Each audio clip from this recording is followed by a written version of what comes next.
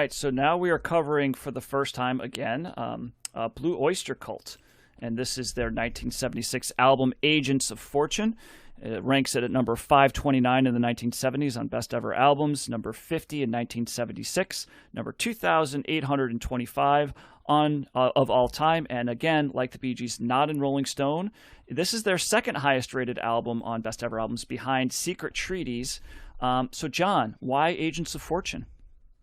No, because it's got "Don't Fear the Reaper." So I thought that might have been the answer. The biggest songs of, and this one, and it's once again like Aerosmith. There's one of two albums you can pick, and so it's just like, what's the angle? And so I could do Secret Treaties, but there's no song you would recommend. And Blue Oyster Cult probably has more songs than you realize you know from them, but there's no song on that album that's anywhere near as big as "Don't Fear the Reaper." Mm-hmm. So I figured, we have to cover if we're going to cover Blue Oyster Cult, we got to cover the one that has that one. So so there you go. So which was the only song on this record that I knew. Same.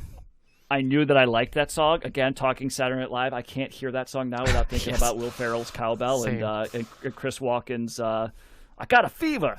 That guy was that. He was Bruce Dickinson, right? That? not the Bruce Dickinson. Bruce Dickinson, if you remember from the sketch, yes. And for those that don't know for those that don't know what we're talking about, Bruce Dickinson is also the name of Iron Maiden's second lead singer and probably the most famous one. Yeah. That's the joke. Yeah, that's a classic. You got to post that one too. This is the SNL week. So, but aside from that, it is a really good song, and I've been listening to it, more intently here, because that's one of those songs that's usually, if I'm hearing it in the background somewhere on the radio, not paying too much attention. But that's a really cool song. And it brings me to my main takeaway with this album, which I did like this album quite a bit. And I think one of the biggest reasons for that is the production. This is an album that, on its surface, is very much kind of couched in a 70s rock type sound, and which in and of itself doesn't really have it stand out all that much. It's kind of just there. But I think the production brings it to a different level, because in a way it modernizes it a little bit. I think a lot of times I might criticize a record or an artist for, you sounding dated or being too much like I was just kind of criticizing Joni Mitchell a little bit for that. And sometimes I might like it, like with the Bee Gees, but the way that they're producing it, there's a lot of reverb or echoey sounds that are going on here with the vocals, with the guitars. You can tell that there's more experimentation with the engineering of the album and what have you. And I think it does a big service here. There's decent songs, but the production really kind of makes them a little bit more lasting and a little bit more interesting here. And I really think "Don't Fear the Reapers" when I first really started paying attention to that, and then I just noticed, like, song after song, you're getting more stuff like that. But then you've got songs like "Tattoo Vampire," which to me sounded like an Aerosmith song. This is them trying to do almost like I could totally see Steven Tyler doing this, but again, with the production, they make it their own. So, so for the most part, I liked a lot of this. I think the only song that they might be doing too much, I think that sometimes that could be an issue when you do a very produced album, was "Tenderloin." The last track was a little bit too much. It's almost like it's the second to last track.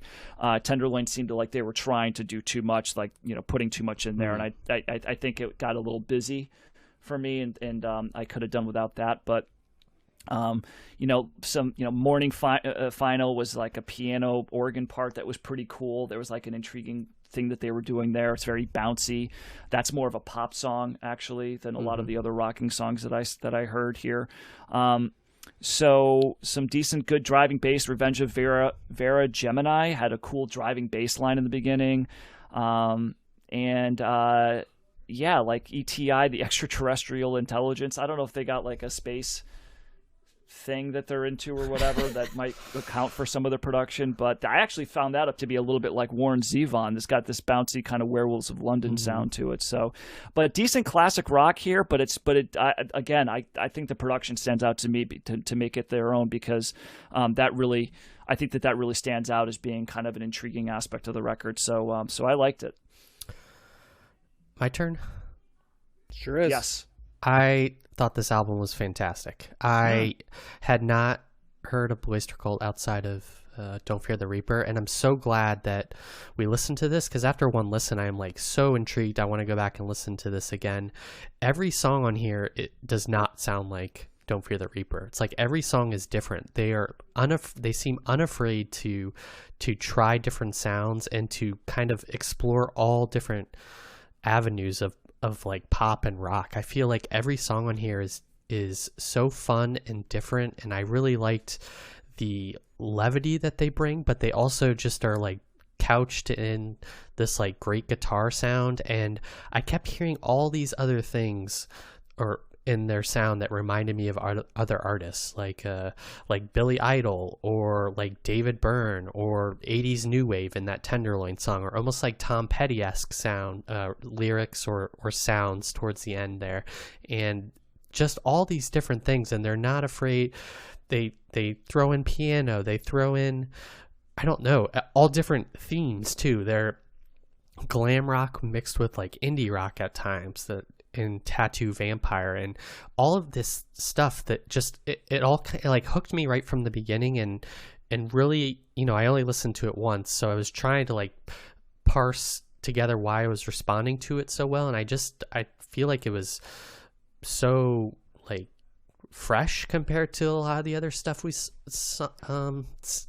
have listened to, and yeah, I'm just really kind of surprised at this, and I don't, you know, whenever I like a band that we hear on Cold Listen Outtakes, I wish we did kind of the background on them, because I haven't looked it up yet, but I feel like this is either they're a fascinating band background. I know some of it, but yeah, they must be like, I feel like on some level they must be unappreciated, or maybe they're just maybe people that I like are influenced by them, because I just really responded to this, and musically I can't describe exactly why I like it so much. You know, usually I can pick out things other than guitars and stuff, but Don't Fear the Reaper is almost like the proggiest song on here. It's like a solo, it's like the only prog song on here, because I forgot about the instrumental part that comes, you know, towards the end, but that is not representative of this album, and that's a great song. I'm not saying it's not, but that is not,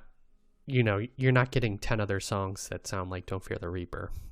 So yeah, I really like this. I want to listen to it again. Yeah, I love this album. Like, yeah. I actually shocked Matt didn't like it more than he did. A lot of what Josh said. No, I'm just saying that it wasn't as. But, yeah. I was gonna say I'm actually surprised you're not effusive, because I thought it was gonna be. I was very confident Josh was gonna love this album, and I know I like this album a ton. And I'm not saying that Matt doesn't, but it's just I think everything about this album is like really good 70s rock and roll. Yes, it's heavily produced, but so is 70s rock and roll. But it's heavily produced in a way that makes me nostalgic for a time I didn't live through. And that's how I always have felt about Blue Oyster Cult. I love the fact that they have every member of their band sings, which is something that I don't know if you guys for catch. That up. Yes, but it's one of the things about Blue Oyster Cult that I love.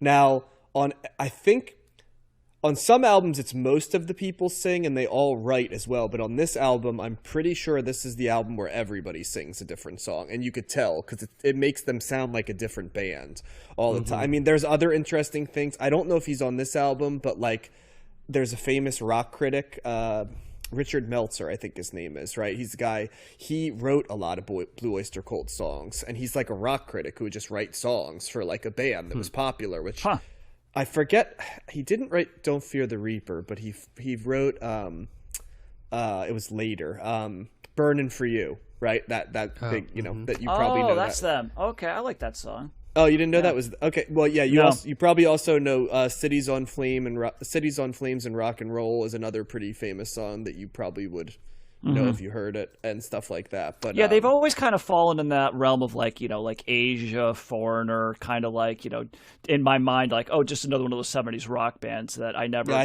know songs, but I didn't really pay much attention to. I think they're a little better than those bands. I think there's a little more diversity and a little. I always thought that they. they don't have the rep of being a very talented band in the way that they should, because they wrote a lot of really good songs and they did a lot of very good albums. And they're definitely an album band, but they're not an album band built around singles, which is a unique deal, because that's not what people think of as being an album band. An album is supposed to have singles, right? And outside of those two I mentioned, like Burning for You, I think doesn't come till the 80s, if I remember correctly. But I love the variety of the music. I love the guitar driven parts. While they don't sound like a band like Iron Maiden, they do a similar thing in that there's multiple guitars and they do like the attack, right, in a different way. Not triple guitar attack, but they do layered guitar, which I love. They've got synthy elements that become a lot more pronounced later. I love the fact that they can seem like 5 different bands on the album, and that's while they have a sound, that was the thing, and that's what Josh captured too, and that's what I really like about this album. None of the songs overstayed their welcome. There were no songs where you're like, that song went too long, and there were no songs that were so short that you're like, that was an unfinished product. Right. Which is one of the things I really liked about this album as well. So I'd give this a very high recommendation. I deeply enjoyed this. It is a sound from the 70s that, while it sounds like the 70s, doesn't sound like the 70s where it's like, and then we moved on to better stuff, right? This is like some of the stuff that's like, oh, this is the good stuff, So yeah, there's no weak songs on that album either. Not really. No, there's not one that I can really mention that I disliked. The only one for me was Tenderloin. Okay. I was fine with Tenderloin. Yeah. John, it does look like they all sang. There's 5 members. Looks like there's brothers here because there's 2 dudes named Bouchard. Joe Bouchard. I don't know if I could name a single member of. I know the guy who wrote lyrics for them, and then the band manager's name, who were important pieces to them, but I don't know the band members themselves. So that's it. Yeah. Eric Bloom, Donald Rozier, Alan Lanier, Joe Bouchard, and Albert Bouchard. That's the Blue Oyster Cult on this record. And they all look like they all sing. And here's a fun fact. Vocals on The Revenge of Vera Gemini by Patti Smith, who we will be covering next week. Wow. Spoken word? Nice. Okay. I didn't realize that is Patti Smith. That's really interesting. So there you go. So everything's tying together. But no, I like this album too. I didn't walk away going like, holy crap, like I did with the Bee Gees. But no, I thought it was really solid. And I think that this is another album that I think I would definitely need to want to listen to this more to get a better appreciation for it. And I think because I wasn't sure what to expect. I know you Don't Fear the Reaper, but that was kind of it. So I was kind of curious as to what else that they were doing. But no, I liked it. I liked it very much as well. And it's and I don't know those other bands like Foreigner, but that's just where they kind of lumped in for me. But it wouldn't surprise me that they're better than that because there's some interesting stuff going on here. So I do like it. Gotcha. I wouldn't say that they're like Foreigner's more AOR. This definitely to me, well, I guess it's album oriented, right? And they toured behind it, but it doesn't have that like over slickness sometimes that some of those AOR bands can have. It's definitely produced, but it's not as sterile, I guess would be the term I would say. Yeah. Yeah.